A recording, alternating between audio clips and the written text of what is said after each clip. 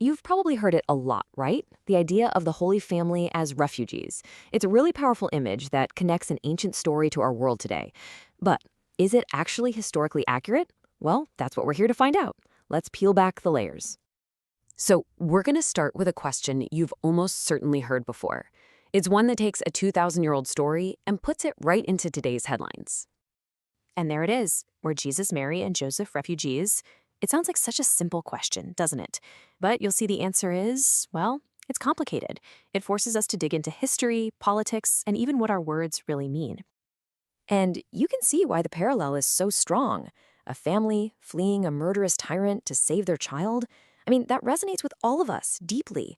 But to really get what was going on, we need to put away our modern maps and, pull out one from the first century. Okay, so let's jump back in time. To get to the bottom of our question, we first have to understand the world the Holy Family actually lived in. And spoiler alert, it was a very different place from the world we know today. What's really crucial to see here is the political setup.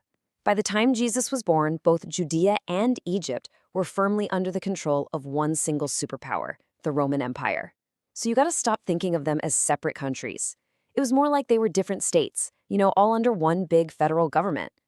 And this chart just spells it out perfectly.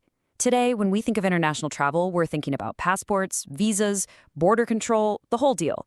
But back in the first century Roman Empire, nope, none of that existed. Moving from Judea to Egypt was a lot more like driving from, say, California to Arizona than it was like flying from the US to Mexico. So, here's the key takeaway. Yes, they were leaving the area controlled by King Herod, but they were never leaving the Roman Empire. They were just moving from one administrative zone to another, all under the same Roman umbrella.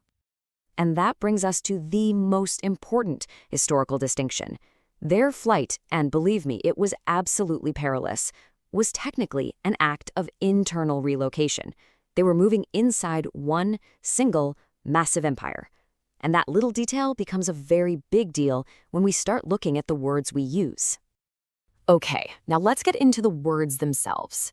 Because the specific terms we throw around today, they carry a ton of legal and historical weight, and we really need to unpack that. The big concept we need to wrap our heads around is this: anachronism.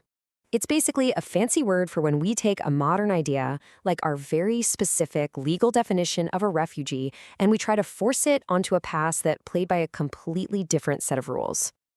Just look at this breakdown. The term refugee isn't just about running away from danger. The really critical part is that it involves crossing a recognized international border. And in the modern legal sense, it requires you to be formally recognized by another country or an international group.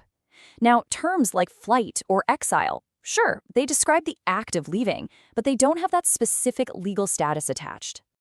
Actually, our whole legal system for what makes someone a refugee is pretty new. It was really born out of the chaos of the world wars in the 20th century. So back in the Roman world of the first century, this specific legal category, it just flat out didn't exist. Now, moving beyond the politics and the legal definitions, the story in the Bible itself presents a situation that's, well, it's pretty unique. It doesn't really follow the usual patterns of people fleeing danger. If you look at the narrative, every single major move they make, the reason Herod is angry, the warning to get out of town, and even the all-clear signal to come back, is kicked off by a direct, supernatural message. Joseph isn't acting on rumors or political news. He's following divine instructions from an angel in a dream. And that really sets their situation apart. The story describes a very specific threat aimed at one particular child that was communicated through a personal warning to one single family. This is way different from, a mass exodus of people fleeing a widespread famine or a war that's affecting everybody in their community. So, after all that, looking at the Roman world, the meaning of our words, the specifics of the biblical story, you gotta ask, why does any of this matter? Why is making this distinction so important? What's the big deal? And let's be crystal clear about something.